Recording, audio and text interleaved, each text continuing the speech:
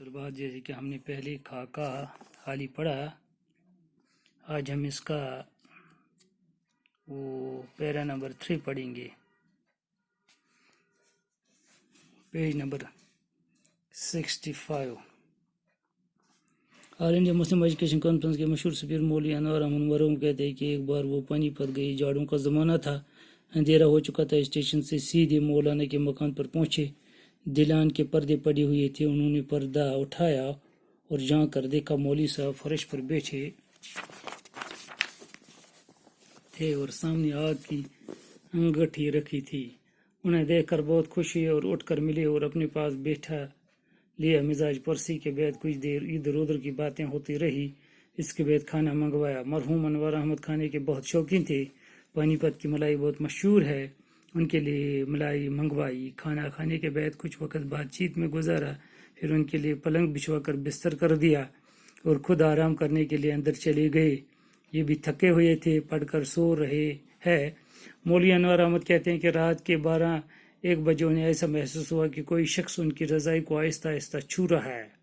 انہوں نے چونک کر پوچھا، کون؟ مولوی صاحب نے کہا، میں ہوں، آج سردی زیادہ ہے، مجھے خیال ہوا کہ شاید آپ کے پاس اڑنے کا سامان کافی نہ ہو تو ایک کمبل لایا تھا اور آپ کو اڑ رہا تھا۔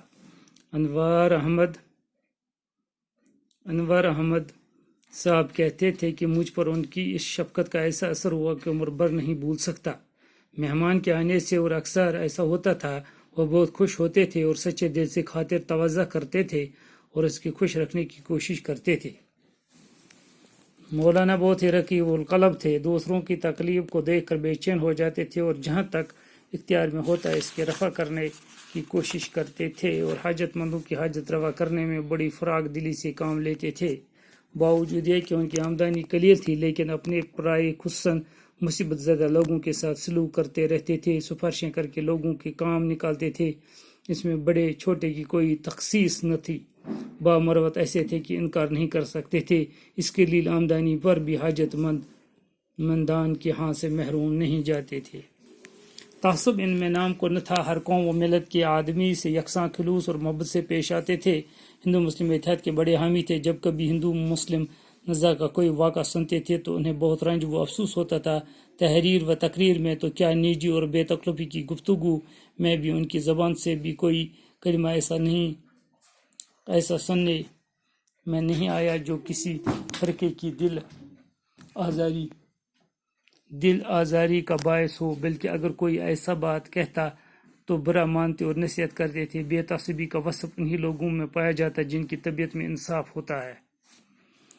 جیسے کہ پہلے بچوں ہم نے پڑھا ہے 2 پیرا، اس سے پہلے خاکہ حالی کا، اب ہم دوسرا حصہ اس کو پڑھیں گے۔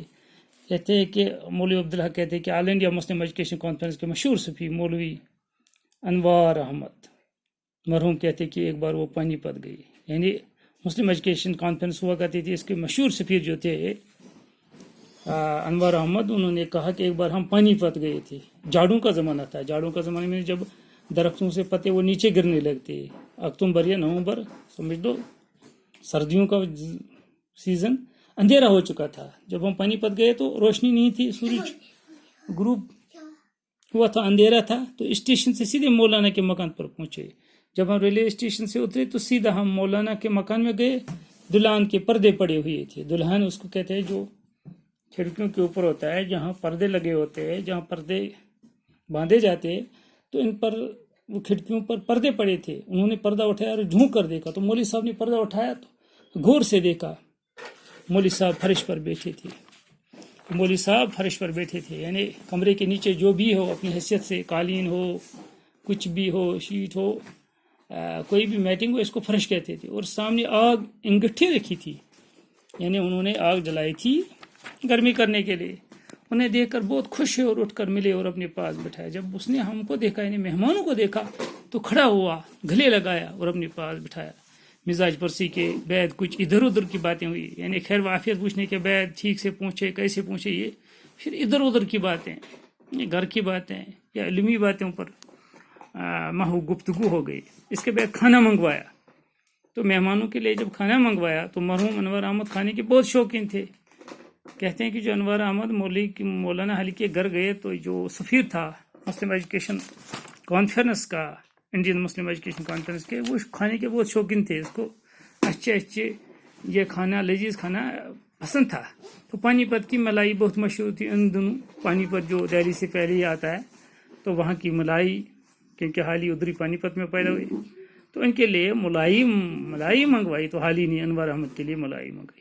کھانا کھانے کے بعد کچھ وقت بات چیت میں گزارا، پھر دوبارہ بات چیت میں گزارا کھانا کے بعد.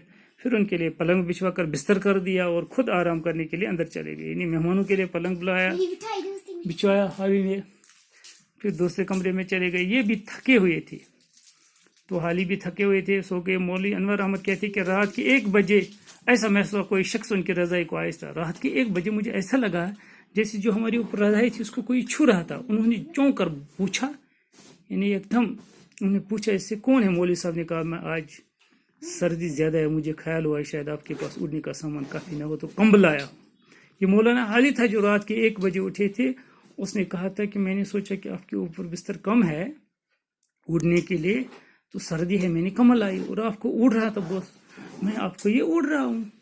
تو انوار صاحب کہتے کہ مجھ پر ان کی شفقت کا ایسا اثر ہوا کہ عمر بھر نہیں بھول سکتا. ان کا یہ شفقت، یہ محبت، اس کا اثر مجھے ایسا پڑا کہ میں زندگی بھر اس کو بھول نہیں سکتا. یہ انوار احمد کہتے ہیں مہمان کے آنے سے اکثر ایسا ہوتا، بہت خوش ہوتا تھا. جب مہمان آتے تو حالی بہت خوش ہوتے اور سچے دل خاطر توجہ کرتے اور ان کی خوش رکھنے کی کوشش کرتے تھے. وہ کوشش کرتے تھے کہ مہمان کو خوش رکھوں.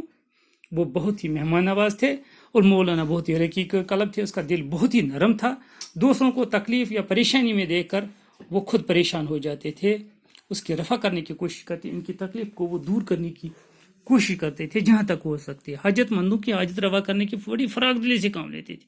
اس لحاظ سے وہ بڑا دریا دلی دکھاتا تھا. جب کسی کو کوئی پریشانی ہو، حاجت ہو، کوئی چیز کو ضرورت ہو، اس وقت وہ بڑا دل دکھاتا تھا. باوجود ان کی آمدنی قلیل تھی، قلیل مینس تھوڑا، اگرچہ حالی کی آمدنی قلیل تھی لیکن مصیبت زدہ لوگوں کے ساتھ اچھا سلوک کرنے میں وہ اس چیز کو نہیں دیکھتے تھے. سفارشیں کر کے لوگوں کو کام نکالتے، جہاں سے کئی سفارشیں ہو سکتی وہاں ان کے کام نکالتے. اس میں بڑی چھوٹی کی کوئی تخصیص نہیں، کوئی فرق نہیں رکھتا یہ چھوٹا ہے یہ بڑا ہے. جہاں تک ہو سکتا ہے اس کو دوسروں کی مدد کرتا. با مراوت ایسے کہ انکار نہیں کر سکتے. اس قلیل آمدنی پر بھی حاجت مند ہاں کے محروم نہیں. اس کے پاس قلیل آمدنی تھی لیکن جو حاجت مند اس کے پاس آ جاتے تھے وہ خالی ہاتھ نہیں جاتے تھے. حالی ضرور ان کی مدد کیا کرتے ہیں.